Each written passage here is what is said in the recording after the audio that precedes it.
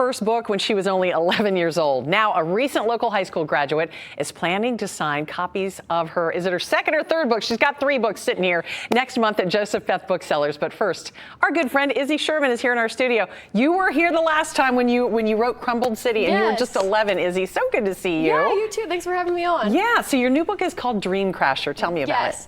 So it is a supernatural teen fiction book.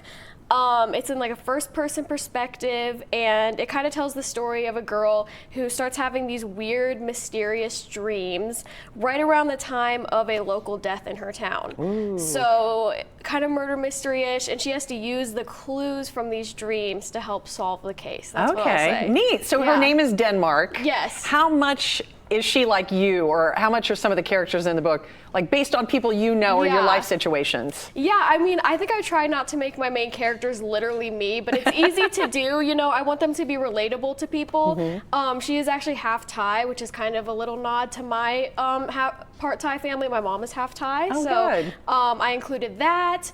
And yeah, I mean, I think it's easy to give her little parts of myself, but I hope to make that like relatable to other teenagers. Well, I read in your bio online that Asian heritage is really important for you in this book. Tell me a little bit more about that. So at Clark Montessori, where I just graduated from, we do a senior project, and we get to choose a research topic and then have a product. So I decided to look into Asian representation because I noticed I hadn't seen a lot of people like my family in the media.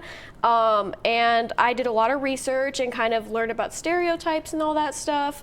And then, like I said, I had a half Asian character in this book to kind of contribute to that positive representation. Oh, that's great. Yeah. Now, your dad sent me a video of you speaking at your high school commencement. Yes. You were chosen to speak at Clark Montessori. What was your message to your classmates and young people? Yeah, so I talked a lot about how we got through COVID together. For the class of 2023, COVID started in our freshman year in March.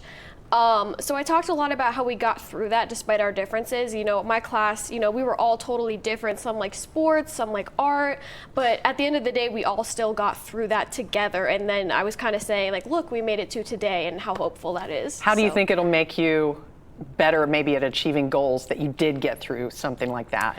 I think it makes you really feel like you can get through anything, like I think that's kind of what I was also telling our senior class, like going forward, we're all going out into different career paths, and this really shows us how much we can make it through. Okay, so before we get to your book signing, tell me what you're planning. Are you gonna go to college? What are you gonna do? Yeah, so I haven't decided on college yet, but right now I'm planning on pursuing more writing professionally, if anybody needs a very passionate writer. So I'm planning on doing that, and then I actually work at King Arthur's Court, the toy store. I've been there a little over a year and a half. They're planning on selling my books there too. Oh, that's great. So yeah, they're a great company. I love working with them. So I'm doing that. And you're a painter too. The book art is a painting that she did. Issey, you're so talented. Thank you for coming and talking with us.